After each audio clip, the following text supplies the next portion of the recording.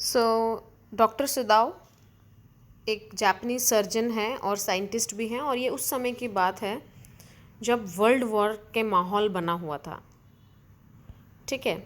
और एक तरफ एक अमेरिकन प्रिजनर, एक कैदी जो था युद्ध का बंधक बनाकर, राइट, हो सकता है उसने जापानीज शिप में से कूदने की कोशिश की अपनी जान बचाने के लिए, और वो पानी में उसने छलांग मारी और वो बेहोशी में ज़ख्मी हालत में तैरता हुआ समुद्र के किनारे तक आ गया। और उसे किसने देखा? जापानीज डॉक्टर सदाव, जिसका मैंने बताया कि वो सर्जन भी हैं और साइंटिस्ट भी हैं। अब उनका जो घर है that was on a spot of Japanese coast, right, where as a little boy वो अक्सर खेलते थे। वही उनका बचपन का घर है जहाँ वो आज तक रह रहे हैं। वो ऑलमोस्ट जो ऊंची नीची पहाड़ियाँ होती हैं, रॉक्स होते हैं, वहाँ पर बना हुआ है। And it was well above a narrow beach. बहुत ही अच्छा बीच का व्यू है उनके घर के सामने। It was outlined with bent pines. Pines के जो झाड़ लगे हुए होते हैं, जिसे हम अक्सर नारियल के झाड़ कहते हैं, तो इस तरह के पौधे लगे हुए हैं चारों तरफ घर के। There were some little islands near the Japanese coast. Sadao's father often took him to those islands. There he would point out towards the islands and say, "Those islands yonder, they are the stepping stones of the future of Japan." This is, who did he say? This is the Sadao's father who used to say. और वो कट्टर Japanese थे। हाँ, अपने culture को लेकर ही was very much form, Sadao's father. It depends on us what we make of our future. Sadao का जो एजुकेशन था उसको लेकर उसके पापा बहुत ज़्यादा कंसर्न रहते थे।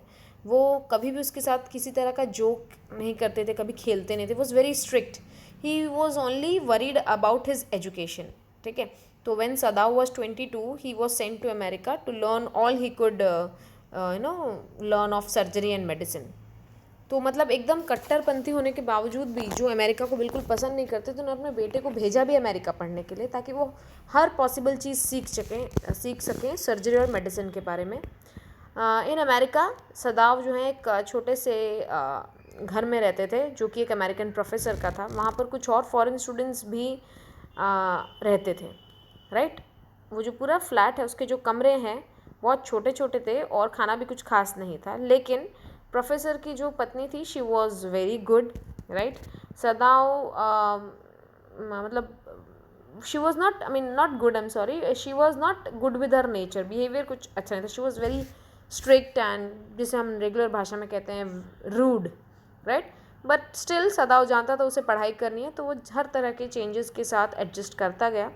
वहाँ रहते रहते उसे एक लड़की मिली जो जापानीज़ थी, जिसका नाम था हैना, राइट।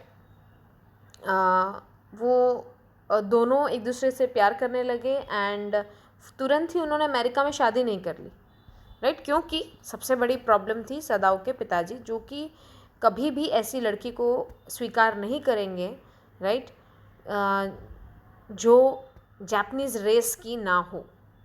तो उन दोनों ने डिसाइड किया कि हम अपनी पढ़ाई ख़त्म करेंगे, जापान वापस जाएंगे, राइट। और हैना का प्रॉब्लम ये था कि वो देख के लगती नहीं थी कि जापानीज़ है, तो पापा तो वैसे भी नहीं मानते, राइट, क्योंकि शक्ल से जापानीज़ दिखना ही एक प्रूफ है कि वो जापानीज़ है। सो दे वेटेड कि भाई हम जापान जाएंगे अपनी पढ़ाई ख़त्म करके, क्योंकि पिताजी तो कभी भी ऐसी लड़की को स्वीकार नहीं करेंगे जो जापानीज़ ना हो, और वो जापानीज़ थी होने के बावजूद भी जापानीज़ दिखती नहीं थी। सो व्हेन सदाउ's फादर सॉ हैना, राइट, वो एकदम से मान गए शादी के लिए। ठीक है। तो मैरिज भी फटाफट अपने ट्रेडिशनल जापानीज़ वे में हुई। सदाव और हैना एकदम परफेक्टली हैप्पी लाइफ जीने लगे।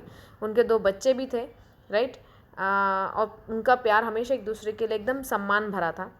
सदाव कभी कभी सोचता भी था कि अगर हैना नहीं मिलती बाई चांस अमेरिका में, तो वो किस लड़की के साथ अपना जीवन व्यतीत करता। He was so happy with हैना।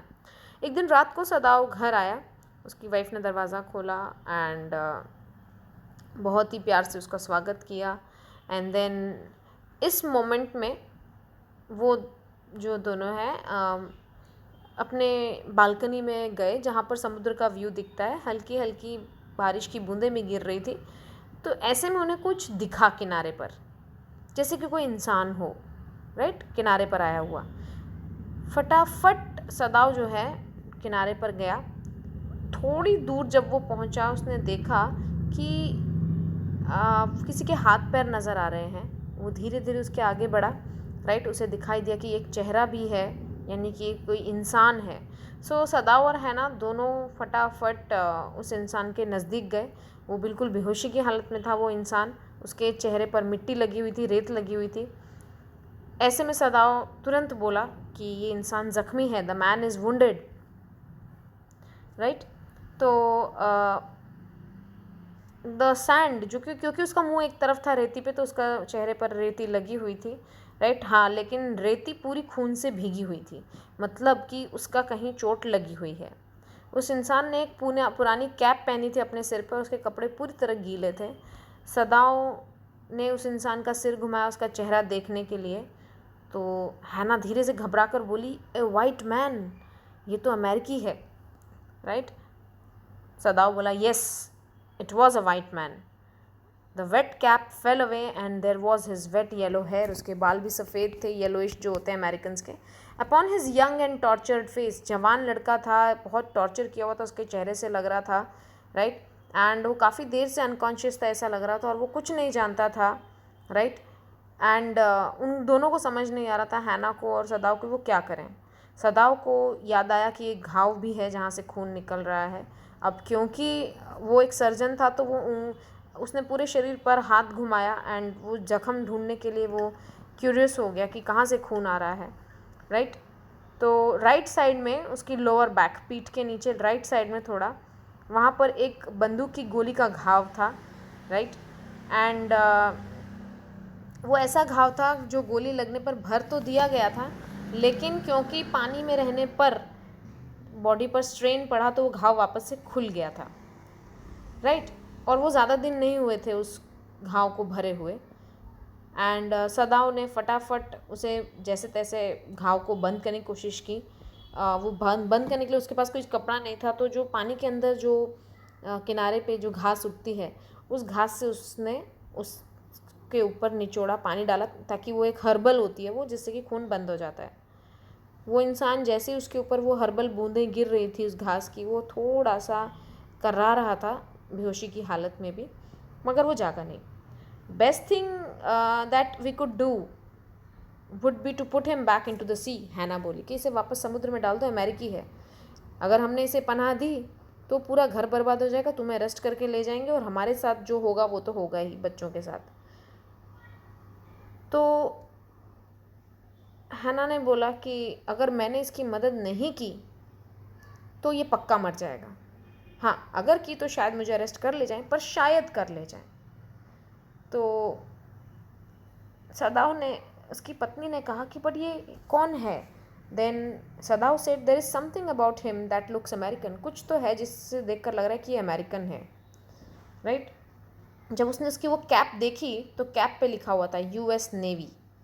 तो यहाँ से कंफर्म हो गया कि वो एक सेलर था अमेरिकन वॉरशिप से। एंड क्योंकि वो पकड़ा गया था तो जापानीज़ शिप में उसे पकड़ कर लेके जा रहे थे, जिसमें से उसने भागने की कोशिश की थी।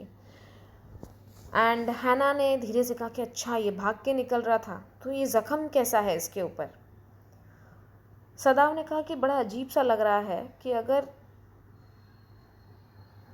इसे मैं बचा लूँगा, पुलिस के पास भेज दूँगा, तो मेरे अंदर का डॉक्टर मुझे तकलीफ़ देगा कि मैंने उसका इलाज नहीं किया, मैंने उसे ऐसे ज़ख्मी दे दिया, या उसे वो लोग मार भी देंगे।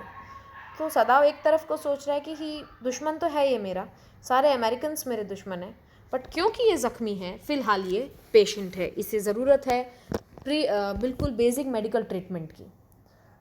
हैना ने कहा कि तुम इसे पानी में नहीं फेंकोगे। अगर नहीं फेंकोगे तो सिर्फ एक ही चीज़ है जो हम कर सकते हैं, we must carry him into the house, घर ले चलते हैं। सदाव ने अपनी पत्नी से पूछा, लेकिन नौकरों का क्या करेंगे, राइट। तो पत्नी ने कहा कि हम सिंपली कह देंगे कि भाई हम इसे ठीक करके पुलिस के हवाले करने ही वाले हैं, हमें बच्चों का भी सोचना चाहिए, अपनी पोजीशन का भी सोचना चाहिए, हम सबको खतरे में नहीं डाल सकते। सदाव ने भी कहा कि हाँ, ये तो तुम बात सही कह रही हो, मुझे और कुछ नहीं सोचना चाहिए, पहले मैं इसका इलाज कर दूँ। तो दोनों मान गए और दोनों बॉडी को घर में ले गए। वो ऑलरेडी बहुत गंदा था, तो सदाव ने कहा कि इससे पहले थोड़ा साफ़ वाफ़ करना पड़ेगा, राइट। थोड़ा गर्म पानी ले आओ, मैं साफ़ कर दूँगा। पत्नी बोली कि तुम्हें ही करना पड़ेगा क्योंकि मैं एक अमेरिकी का टच बिल्कुल बर्दाश्त नहीं कर सकती, और सर्वेंट्स को कह देते हैं वो कर देंगे, राइट। तो बोली कि वो हैना बोली कि बच्चों को यूमी संभालती है, वो उसको मैं बोल देती हूँ कि बच्चों को मैं संभाल देती हूँ, तुम जाके उसको साफ़ कराओ। But when the servants came to know, जैसे ही उन्हें पता चला कि उनके जो घर के मालिक हैं वो किसी अमेरिकी को लाए हैं और उसको साफ़ करने के लिए मदद चाहिए नौकरों की, तो उन्होंने ब्लंटली बिल्कुल मुंह पे मना कर दिया। यूमी जो बच्चों की देख रेख करती थी उसने कहा कि मैं किसी वाइट मैन को हाथ भी नहीं लगाऊंगी। अब हैना को खुद को मजबूरी में उस वाइट मैन को साफ़ करना पड़ा। वो उसे तब तक साफ़ करती रही जब तक उसकी अपर वाइट बॉडी जो एकदम क्लीन नहीं हो गई। उसी दौरान सदाओ अपनी जो सर्जरी की जो बैग होती है उसको लेकर आया, एंड हैना बोली कि तुमने तो इसका इलाज करने की सोच ली है। वो बोला हाँ, ही विल डाई, अगर मैंने ऑपरेशन नहीं किया तो वो मर जाएगा। चलो मुझे मदद करो इसको ज़रा पलटी करने में, क्योंकि पीठ का ऑपरेशन करना था, पीठ में घाव सिलना था, तो उसे पलटी करना पड़ेगा। चुपचाप उसने बेचारी ने एक शब्द कहे बिना हैना ने उसकी पीठ भी साफ़ की ताकि वहाँ अच्छे से सर्जरी की जाए। तो सदाओ जब ऑपरेशन परफॉर्म कर रहे थे, हैना ने एनेस्थीसिया देने में मदद की। जब वो उस इंसान का चेहरा वो ध्यान से देख रही थी, उसने देखा कि उसके चेहरे पर बहुत ही डीप रेड कलर के ज़ख्म के निशान हैं, उसके गर्दन पे हैं, उसके कान के नीचे। ऐसा लग रहा था जैसे कि उसे बहुत बुरी तरह टॉर्चर किया हो। हैना को ये भी याद आ गया कि जनरल ताकिमा जो उनके घर अक्सर आते हैं, जो अपनी वो कट्स देखकर उसे जनरल ताकिमा की याद आ गई, राइट। जापानीज़ जनरल थे आर्मी के, जो अपनी पत्नी को बहुत बुरी तरह मारते थे, और इसी तरह के कुछ निशान उनकी पत्नी के चेहरे पे भी होते थे। तो उसके दिमाग में था कि if a man like that could be so cruel to a woman in his power, would he not be cruel to a prisoner of a war.